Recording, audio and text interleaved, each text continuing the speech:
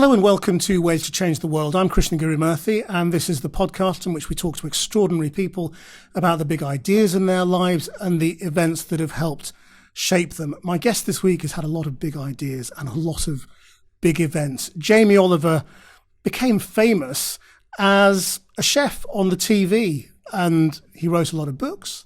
He started a lot of restaurants, and then he became a campaigner. And that is perhaps what he's best known for actually trying to change the world, mostly over school food, but not exclusively. Welcome and thanks for joining us. Thank you for having me. I mean, it's an amazing time for you at the moment, isn't it? Because things seem to be happening in your direction, having campaigned for so long over the food young children are being given. There's a little bit of movement, and it's been brought on by coronavirus. Yeah, I think, not that I wanted to be, but I think if you look back in history, often in terrible events, change is finally accepted, whether that's physical change or kind of social change of how people want to operate, and in this case, the change on how we view environment with regards to how our kids can be healthier and live longer and be more productive and happier, or the opposite, how we can create an atmosphere where we do have some of the most unhealthy kids in Europe, and they will live a shorter life and will do less well at school and will have more days off sick. Coronavirus seems to have fast-tracked the bringing together of stuff we've been working on about 10 years and actually working on with government for 5 years since Chapter 1 of the Childhood Obesity Strategy. So obviously I'm grateful that Boris is trying to do more things in a strategic way, but I'm also surprised. So, and I shouldn't be surprised, but I think we're probably in the best place we've ever been now with regards to making positive change for young kids. Do you believe it? I mean, I'm surprised you're not more cynical about government than you have been, because you've been called in and lauded and indulged, and then it's all kind of dribbled away and they haven't done what you really wanted them to do. And I just wonder, do you actually believe it this time? As an observer and a journalist, that there's a lot of moving parts and they're not always logical. We're living in a time, particularly now, where people are using the conversation and strength about science and fact and data. We're going to follow the science and fact and data. And then you'll see the same person saying, well, actually, we're going to do this, even though it's saying that they'll do this. So this is now. This is not 40 years ago. It's not, pre-electricity. This is right now. So I'm very cynical, healthily so. I think what I'm finding out I'm campaigning about is that if you're to put child health really at the heart of everything, then your general output, your outcome, whatever that might be, whatever ministry that might be, whatever scenario that might be, is much better, happier, fairer, and more profitable. So, of course, I'm biased, and some might say I'm mad or a meddler or this or that and the other. But really what it's about is just trying to make sure that we have young kids from any background who have the same ability to flourish and succeed and live for the same amount of time as they possibly can in a positive way on this planet. Why do you care about this stuff? Is it born from your own experience? I really don't know, but from a very young age, I've had a very strong feeling about what I feel is right and wrong. And I acknowledge that I grew up in a lovely white village in Essex that had low crime, and often people would leave their doors open. And I had parents that stayed together, and we started, life as a working class family that probably you would say is a middle class family now. So in some respects, I'm not equipped to deal with the bigger problems of inequality. But I did go through school struggling a lot. I spent all of my secondary school years sort of in and out of special needs and the kind of banter that goes with that. I failed utterly at school. And as I left school, I was very happy at school and I was safe at school, which are the first most important things of any school. But it didn't really work for me in many, many ways. And so I felt quite resentful towards education and the whole world of education.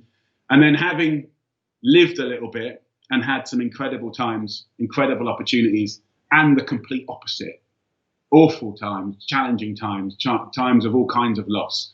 I now know that the most important thing, generally speaking, is having a diverse and intelligent and robust and world-class education system. That then, I think as soon as I became well known in the public domain and unexpectedly and by default, I ended up selling a load of books, I really struggled with that. And actually, although many didn't believe me at the time, you got to remember I was only 25 when I started it. I set up 15 restaurant, which was a charity restaurant, which lasted for 17 years. We had nearly 480 students go through it.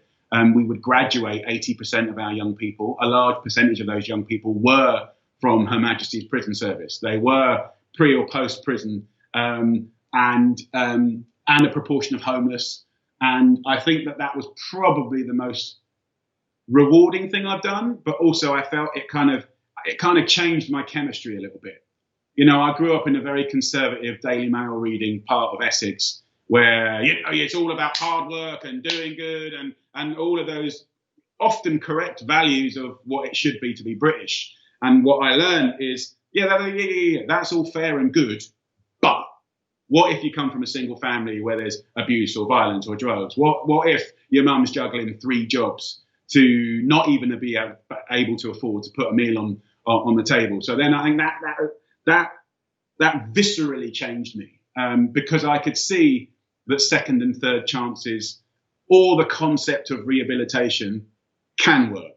And of course, then you can take the argument to the extreme and say, should you rehabilitate a murderer? Or and that, to be honest, that's out of my kind of my experience. But I think if you're talking about large cohorts of young people that have got on the wrong track, whether it's education or crime or drugs or GBH or any of those things, getting reverted through love and care onto a pathway that is healthy and about appreciating sustainable things like family and relationships and paychecks and getting a house and flourishing, then I know that works. And that then changed me forever. But if you go back to your time at school, what effect do you think that had on you? I mean, it must have been really damaging to your self-confidence to not really be understood in terms of why you weren't doing well. I knew I saw things very differently. And I also know that, one of the flaws of being a teenage boy is huge hormone release and kind of erratic physical movements and an obsession for women and all of those things. I mean, I think my school was safe and it was friendly enough. I have no gripes about any of the teachers or it's almost like we kind of pigeonholed education. It's almost like it was like a cookie cutter. And it's not that the teachers weren't able to flourish and bend and duck and dive. In actual fact, I think given the right support, teachers are incredible and should be able to duck and dive and have more responsibility. But it's almost like even on the radar of education then, dyslexia wasn't even noticed. Like there was really like only 3 kids in the year that had it. I'm sure there was more like 10 or 12. But the one that kind of had it and had the extra time literally had glasses as half an inch thick.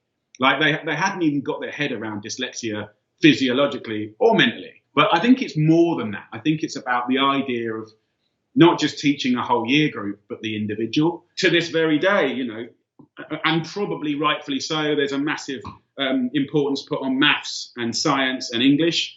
But as much as I agree with that, there's kind of habits and things to be learned that will aid us to build better communities that are more thoughtful and reflective. And if you just look just at the window of cooking, okay, so boys, 800 boys in my school. Boys, okay, learn whatever you like. But by the way, the second most expensive thing you're going to spend in your life is what you spend in the supermarket.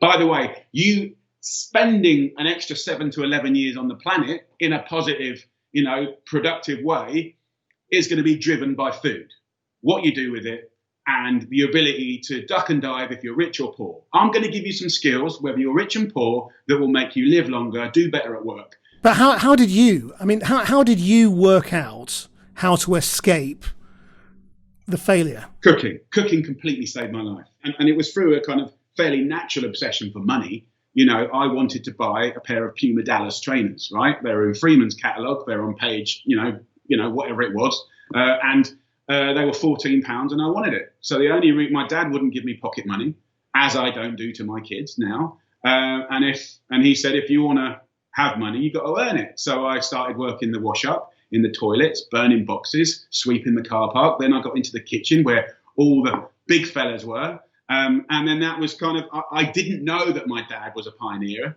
It took me a while to learn that, even leaving home, actually. But dad was one of the true pioneers of what we would call a gastropub. There were always 7 people in the kitchen, 4 whole pigs, whole lamb, fish day on a Tuesday and a Thursday. We were boiling crabs and picking it. I thought that was normal. I didn't know that was the opposite of normal. What was happening is that at school, I was underachieving by a long way. And I wasn't able to find any fulfillment in even obsessing about learning more, because it wasn't giving me any feeling. We're like animals, right? We're like dogs. It's positive reinforcement. Like you do something well, you pat them on the back, you do it a bit more, you do it a bit better. And the only place I got that was the kitchen. And by the time I started work when I was 8. By the time I was 12, I was doing proper shifts in the kitchen. By the time I was 14, I'd been around every section about 10 times.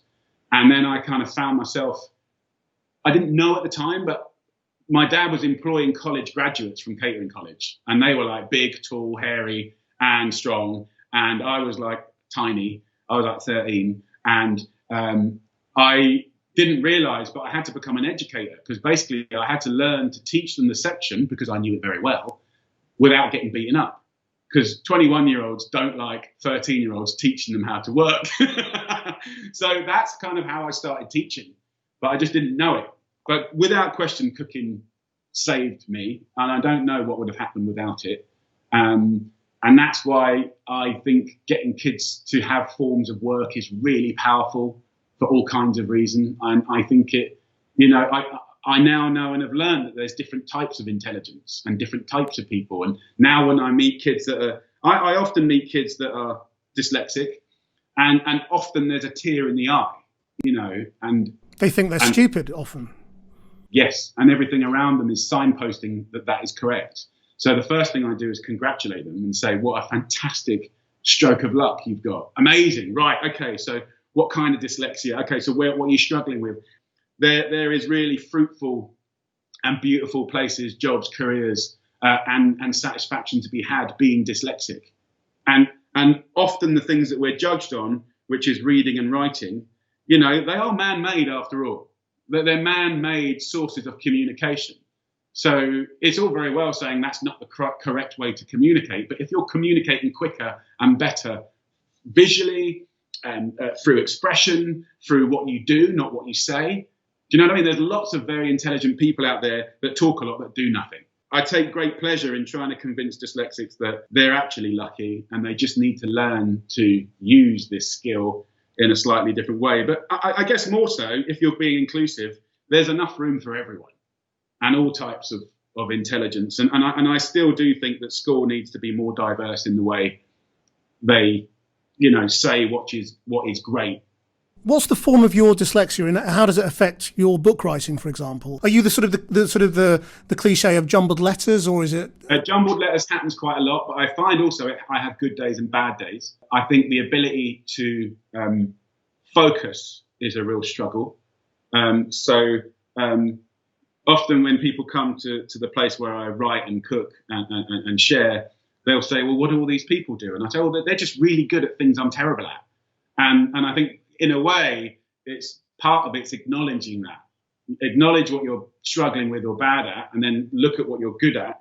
And then, my office is set out in a way that I never do the same meeting in the same room, because then I lose concentration. So I'm aware that geography and light and stuff happening really strangles my ability to focus for more than like 15 minutes.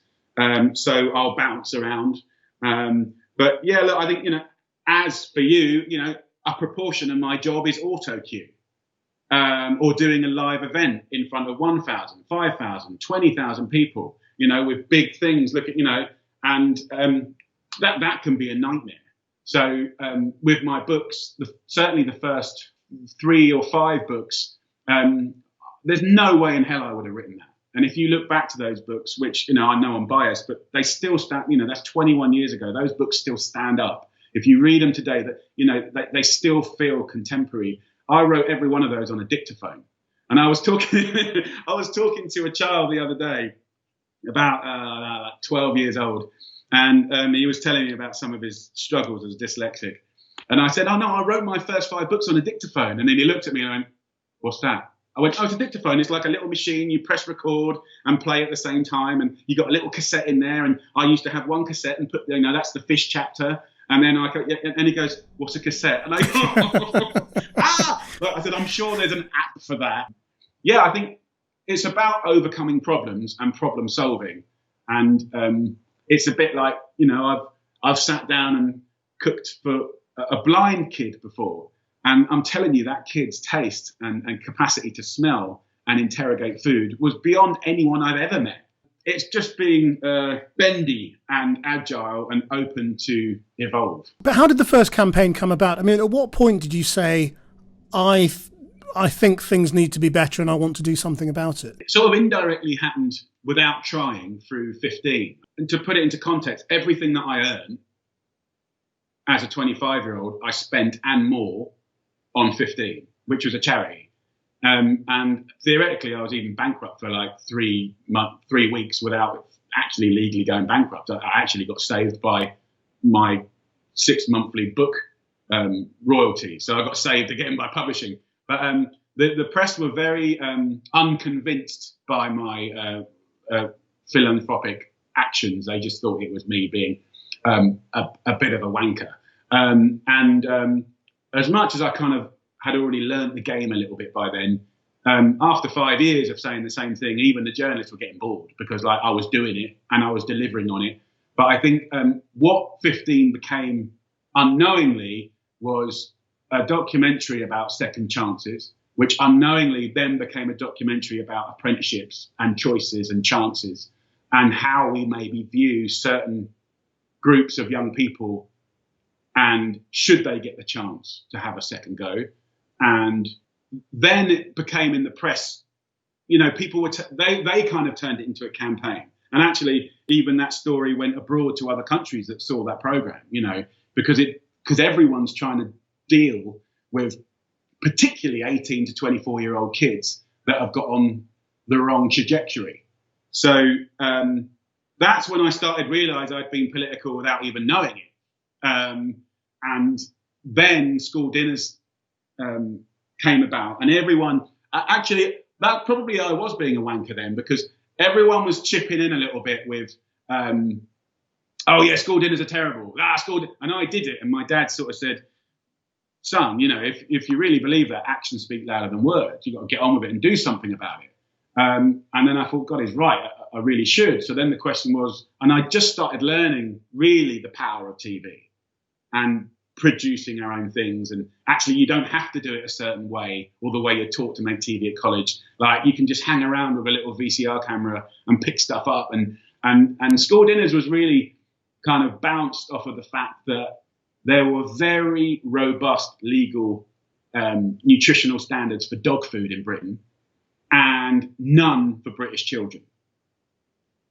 And that really rang true on every level, from a cliche British kind of, I was doing a lot of work in America, Australia, and other parts of the world. And, Britain was like bowler hats and brollies and, the kind of cliche Brit.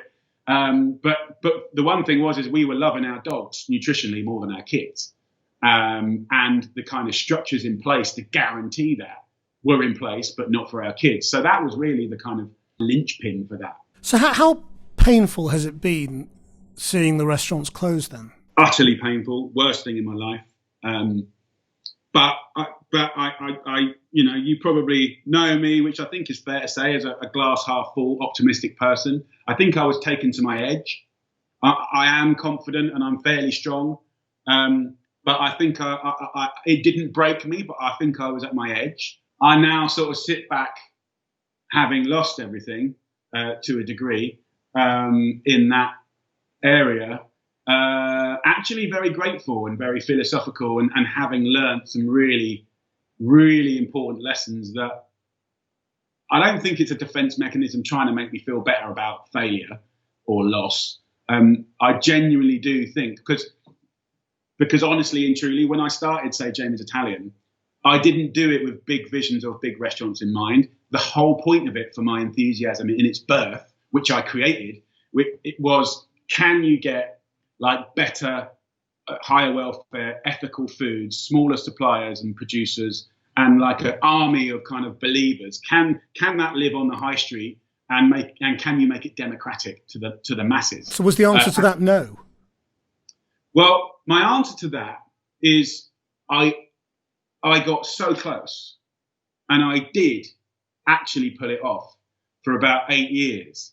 And I think that had I been a more astute business person and been less traditional in some of the tactics that you would kind of continue and grow a business, I think I could have possibly avoided that situation. But at the same time, the high street's changing, and food distribution's changing, and how people are. So it was, and I've been quoted of saying that it was the perfect storm.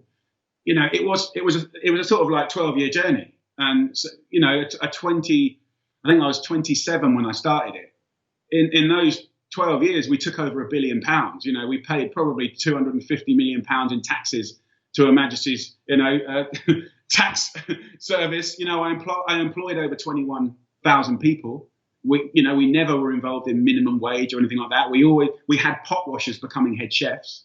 You know, we got so much right, but I think I learnt actually, which was fairly humbling for me, that the indulgence and luxury of values is predicated on viciously robust business structure, whatever that might be. And actually, you know, possibly had it been set up slightly differently in the beginning, the ending. Do you mean the values couldn't underpin a business by themselves? Or what I'm seeing now, particularly, but in general in food, and maybe you can translate it to other careers and jobs, is that the idea of all the real stuff, the idea of all the really good stuff, like having an intimate relationship with a farmer, a fisherman, having low carbon footprint, having higher welfare standards, sustainable fish, training people right, foraging, you know, all the things that culture a bigger and better, more diverse food system, all the heart and the soul and the characters and the juice that I kind of put into my restaurants. If the boring business bit ain't robust and correct, the right shape, you're going to die at some point. You're going to die at some point, or make no money. And you won't grow, and you won't realize your full potential. If you're a business in food that cares, that does have value, right? And if you look at one that doesn't, right? The vast majority of the ones that don't have easier lives, make way more money, their growth is way faster, bigger, and kind of they're all having better holidays. Everyone over here, it doesn't matter how romantic it looks, right? And even when we were in lockdown, we were seeing some of the best cheesemakers in the country, the Rolls-Royce, the Aston Martin of cheesemakers. It only took 2 months to rock them. We were in savior mode of fully healthy, fully robust, fully brilliant businesses. So I think that we have got a slight problem where you would say, well, why do we care? Why would you want to have differentiation between a business that cares and a business that doesn't? And there's a lot of answers. You know, Britain requires a multitude of styles of business, but the ones that care will be the pioneers. They'll kind of pave the way into better systems, better food, making healthier, more exciting, having millions of people that are trained and going through the system that are not just good, but better. What does it do to your own sort of sense of self? You know, when you have these different aspects of your life that perform in such different ways, you know, whatever happened through the restaurants, you know, you continued to be hugely successful in books, you've continued to be in TV, but then you have this sort of crashing problem. So what does it do? Well, I think the things about TV and books is, right, I couldn't and I shouldn't ever presume anything, because next week that book might come out and no one buys it. It's as simple as that. It's the most humbling direct feedback mechanism ever. I think in the old days, I used to see food as just kind of siloed bits, but I really see it as a kind of gigantic octopus now, and it's all joined up. Time is helping me decipher the right way to look at certain parts of it, be it political, be it business, be it restaurant, be it kind of like supermarket, be it relationship with the public, technology that gets it there. It does all feel like a kind of mad moving octopus, but it is getting clearer. I don't think I'm afraid of failure, because everything I've failed, and I think my average, it used to be about 20% failure. I think my average is about 50% failure right now, maybe 40, but it's probably 50. I don't want the financial or sort of PR burden of doing these things, but I have always been willing to give it a go and have a go, and as I look back, even at just the restaurants, for instance, other than the end, I mean, I paid all my staff up to the day that they worked, personally. But other than the end, there was so much to be proud of, and we nearly got there. Now, nearly getting there doesn't mean that it means that I failed, but it doesn't mean that I'm going to fail again. I've never felt more fit to run a restaurant business, ironically. I've never felt more robust and battle-hardy than to have a go. So are you opening another? Well, I haven't got the funds to do it yet, but I'm also not convinced that's what I should be doing next anyway. I think I probably will be doing restaurants, and I have no shortage of ideas and things that I'm deeply passionate about, and beautiful, quirky things. But weirdly, and actually, I'm slightly looking, I haven't qualified this yet, but as 15 closed down, which was about apprenticeships and growing a body of really well-trained, sort of holistically thinking chefs, who, by the way, are delivering. I've got students that are more well-decorated in cooking than me now, running Michelin-star restaurants and opening new cutting-edge places. So, A, it's gone full circle and I'm learning from them. But B, as sad as I was when 15 closed, and that was part of the restaurant closures, but emotionally it was about as bad as it can get. Also, I didn't have 700 kids queuing up for a chance anymore. It was like 30. I think I'd answered the question, and also the government started doing apprenticeships. So I think actually I was answering a need that was diminishing. So actually the thing I'm kind of excited about at the moment is the thing I'm good at is trust, supply chain, mentoring talent and brand. And actually, as I look out on the landscape that's being more and more and more and more beaten up, I'm trying to think of ways of how can I get those 480 graduates to have their own restaurants? And it kind of peels back, if you want to look at it under a microscope, into different stuff that I haven't quite done an autopsy on yet. It even goes back to Black Lives Matter type stuff, and you start looking at a body of students, and regardless of talent and skill, anyone that is black or from an ethnic minority seems to be not opening their restaurants as freely as the white ones. So even before Black Lives Matters, I was getting my black and ethnic chefs together and saying, why? How, when, why, what is it? What's the stop? You're as talented or more. Why? What do you think the answer is to that? Why? I mean, do you think it's just harder for black or other ethnic minority chefs and restaurateurs to be appealing to a mainstream audience? I haven't digested and dug in deep enough yet. Having not done that, I think it's linked to a bunch of stuff, and I think they're really, really important. I think that there's obvious physical things, like a large proportion of our students were from single home families, right? So that was the father not around. So that could manifest itself indirectly in getting into trouble in the first place, or having the confidence or the bank of daddy later on to help them. When you're trying to set up a restaurant, if you're going to do a small, humble one, it might be 20, 25 grand you need. That's really hard to save in London. But then you go to the bank and ask for some money. You haven't got quite enough. You do lean on bank and mum and dad, right? So I think there's a bit of that. Happening.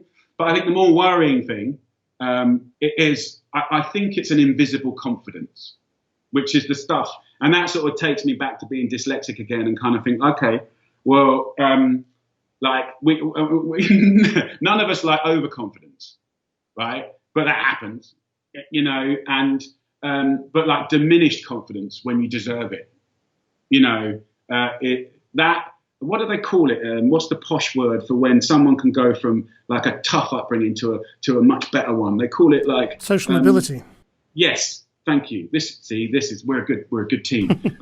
Like, so social mobility has to be fundamentally the most precious thing Britain has. It has to be, and it's got to be lubed up, and the doors and the bumps have got to be like sanded as much as possible. There will always be something, right? But I think the idea of privately educated, white, posh aristocrats only doing well versus like a hungry kid from a first, second generation immigrant family that's put their head down, graft, done the three, you know, like we have seen that. I mean, thank God over the last few hundred years, but it's still out of whack. I mean, we know that the correlation between obesity and diet-related disease goes into early adulthood, less educational attainment, less achievements at school, less paid jobs, more days off in absenteeism, and early mortality than their better off counterpart. So you can splice it into colour and ethnicity, and we do or don't have to do that. But ultimately, that's not showing good social mobility. We know that those kids are more heavily marketed to junk food. We know that they're surrounded by more junk food and less real food. You know, so that's when we start to, or I've had the honour, if not the stress, to start to realise obesity is a very normal response to an abnormal environment. Because if you go, well, and it is also the tale of two towns and the tale of two cities and the tale of one end of town. Like postcodes define like your paycheck and your health and your mortality. I mean, it's as simple as that. So I think as bad as that is, it also means that we can fix it. Now we're looking at Boris and the childhood obesity strategy just released. Why? Was he the presumed prime minister to do that? Because I would have presumed Theresa would have been more grounded to do that, but she didn't have the support. Whatever happened. I don't know. I mean, Boris did nearly die of it, and he's just had a baby. But maybe more than that. And I believe and know this from very senior economists that work at the Bank of England and beyond, is that, you know, a more profitable Britain, a more stable Britain, a more productive Britain is a healthier Britain. Does it bug you at all that when it comes to this agenda, the person who I was interviewing this morning on this and who the government got in to do it is very nice and great, but, you know, pillar of the establishment, Eton educated Henry Dimbleby, rather than slightly difficult, chaotic, and not one of us, Jamie Oliver? No, it mustn't worry you. I mean, I think like Henry's a force and a grazing, an amazing guy all round, and he's often delivered and over-delivered, and he has a belief and a dream that is not dissimilar to mine, and I think, like, you know, kind of prejudices don't want to kind of flip and go on the other side. Do you know what I mean? Like, you know,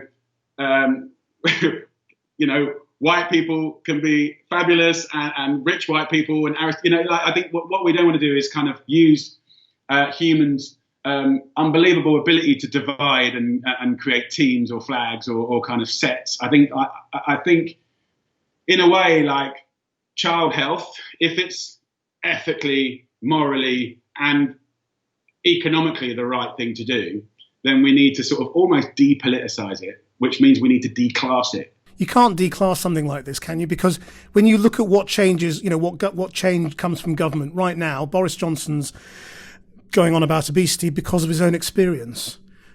His own experience does not involve being deprived or from, you know, a difficult background or anything like that. But what I suppose is, if you can find a kind of a common ground where there's a belief, like I say, morally, ethically and economically, that this is better for British kids, and is a really good pillar of society and a fantastic North Star, then for the mob that's on the team of doing this and nurturing this, we should not judge anyone from where they came for better or worse.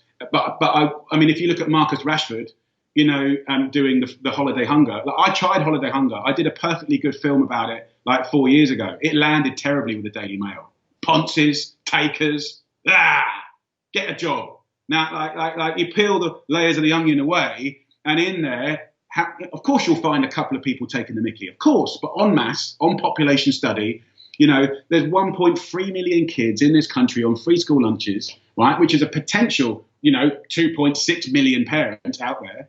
And they have to be on less than $7,000 a year per household to get that free school lunch. What the hell happens in the summer holidays when you're that deprived, right? Well, we know what happens. Ill health, trouble in all aspects of the word. How can you expect that mum to go and get a job when little Billy is starving? She doesn't care about 5 a day. She doesn't care about nutrition. She cares about anything getting in that kid's mouth because that's the nearest thing. So I think, we tried and I failed. So why did this campaign succeed where yours didn't?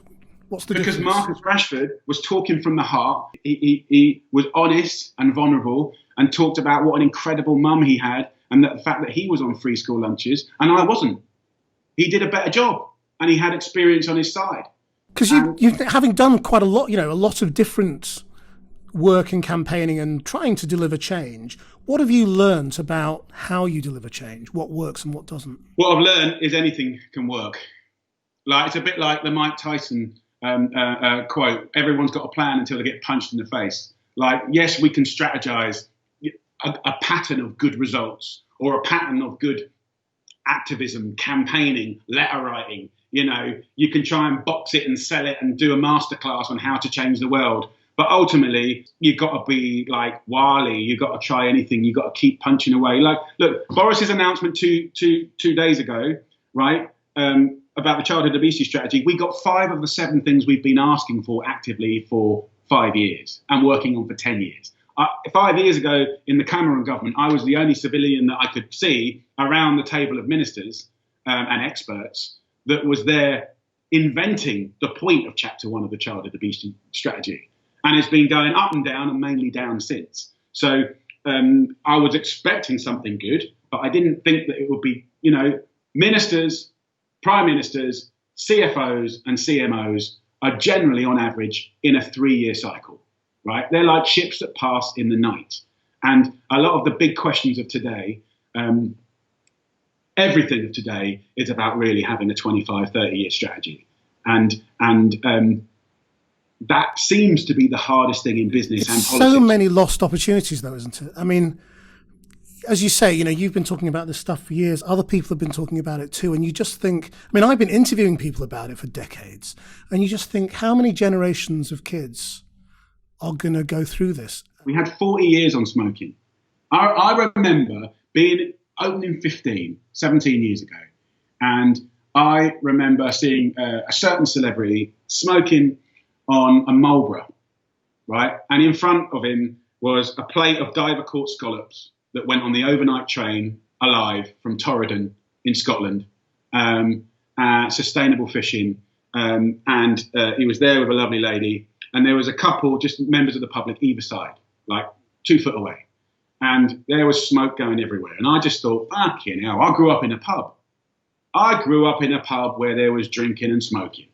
And that was normal. But I remember thinking, do you know what? This is my gaff. I'm banning smoking. So I did. And the abuse that I got from paying loving customers was massive. Because there was a little arch outside. You're going to make me stand out here and have a fag? How dare you? But of course, within a year, the law came in and it becomes normalised. So I think the interesting thing about change, and certainly like civic change, political change, and you can't learn it quickly, is that the idea of contemporary and progress versus like controversial and normalised. Do you know what I mean? Like, everything's just moving, and how we talk about stuff and what we talk about. I'm a massive lover of the 80s because obviously it was a good time. You were there, brother. There was a film called The Goonies, which I loved dearly, and I just by some reason saw that Chunk, that lovely, not Chunk, the one that did the Truffle Shuffle. And he came in with a big bird on his hat, and he was getting interviewed by Wogan. And this kid was amazing. But 5 minutes into the interview, Wogan, in front of a whole audience, and probably huge ratings at that stage, went, let's talk about your weight, because you're a bit on the chubby side, aren't you? And you just think, really? This kid has come halfway around the world to go on your show, and he's like 10 years old, 11 years old, I don't know what. Like, you're going to talk to really? But, life is funny. You start getting back onto Alf Garnett and comedy, and, we're a funny old bunch. So I just think that there is hope. I think that technology could be a positive, not necessarily a negative. I think transparency and having goals is this week we got confirmed as a B Corp. I'm sure you know about B Corp, but it's basically kind of a community of businesses that are happy to be properly looked at and audited on a regular basis. It could be any type of business. And I wanted to join a B Corp because I looked at my own business about 12 years in and went, this great stuff that we're doing, this stuff that we're proud of that we're doing, there's just too much luck involved. Not luck through lack of intention, but luck because there's 2 or 3 people out of 50 that want to do it. And actually, the chances of it not happening could be quite big. If you let business take control, that stuff's not happening. So I think, and if you sort of think about B Corp as a transparent structure of trying to help you, aid you, a community of people that maybe have gone through problems you've gone through, but just be better. And it's not just about cash. We're audited on cash, right, and tax, but we're talking about social values, goals, impact, how you employ, how you sell, where does the stuff you sell come from? It's quite integrated, right? Anyway, to get off that, the point I'm making is, even if you look at the US trade deal with Britain, right, we've got all of the ministers, and you would have heard this, all the ministers are saying exactly what we want them to say. Yes, we won't do this. We're not having cheap imports compromising our British farmers. We're never going to have chlorinated chicken coming in. We're not having additives, GMO, these banned pesticides, GMOs, hormones. We won't. They're saying everything that we want them to say. And then underneath, Boris is whipping all of his MPs to vote down the amendments that will create the structure, think B Corp, a structure where intelligent people that live and breathe nuance, that study it and that are experts, would interrogate, is that a good idea, short, medium or long term? It doesn't mean that we can't do the deal. It doesn't mean that we can't compromise. It doesn't mean that we won't win some and lose some. It just means I don't think the public should trust any one person, not even me. No one should trust one person to do the right thing. You need structure, and you need that embedded in either politics and government. That's why we were trying to get the amendments voted in, so that stupid, daft, dumb-ass things didn't happen down the line, and the outcome would be, the demise of the British pork industry, or X or Y or Z. If you go back to B Corps, which is why I joined, it's like, good's a journey. Good isn't an on-off button. It's a journey, right? And actually, if you can try and foster profit and purpose and try and be better and have a machine that makes you sit down on a regular basis and say, could we do better, and learn from others, that has to be a good thing. So no one should trust one individual. No one should trust a soundbite. We need more than that, and we deserve more than that. And if you could just go straight from A to B and change the world, what would you do? That's the biggest question in the world. Look, I think there's many questions that one should put, answers that one should put first, right? So, world peace and all of these things. If you're asking me within my gift, within my world, if there was one thing that I would do as a gift to children, let's say on the planet, it would be to teach every child 10 recipes to save your life, the basics of nutrition, where food comes from and how it affects their bodies, and how to budget, no matter what your budget, great food. And that, annoyingly, is in our gift. If Boris wanted to press that button tomorrow as a gift to Britain, every 16-year-old that leaves a school will have cooked those 10 recipes to save their life, worked out how to feed a family on crap money, good money, brilliant money, learn about food, where it comes from, the con men, the blaggers, basically make them streetwise about food, you can do it.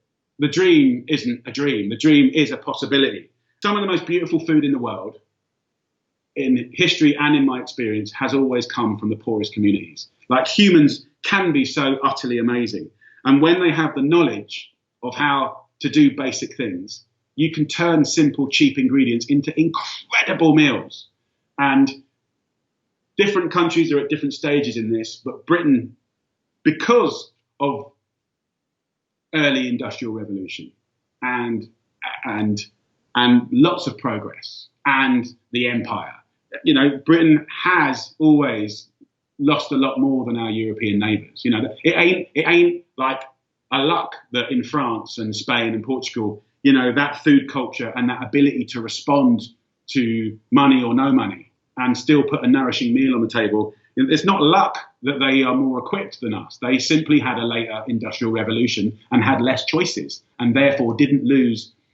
When people progress, that we're all very quick to not do things that we've had to do. It's a ball and chain. It's a ball ache. Why do I need to cook when I've got a takeaway? And then 5 years, 10 years later, and whatever health statistics that come with it, you realise actually that stuff I used to cook was cheaper, a third of the price, much better for me. I used to go and talk to Billy down the road, and he had a nice little shop. Oh, that shop's closed down now. So I think, I think what's for this funny little aging dyslexic mind, this greater octopus food ecosystem, which, by the way, is the mother of all business. The food industry is the biggest employer on the planet. It's the biggest generator of cash on the planet, bigger than oil, bigger than arms, bigger than city trading and bonds and all of that boring crap. This is the mother of all businesses. And that is why this trade deal needs to be ninja. And as much as we can be contemporary and do good deals and do good trade, we've got to be really careful about what we give away. Jamie Oliver, thank you very much indeed for sharing your ways to change the world. So many of them. It's been a real pleasure to talk to you again.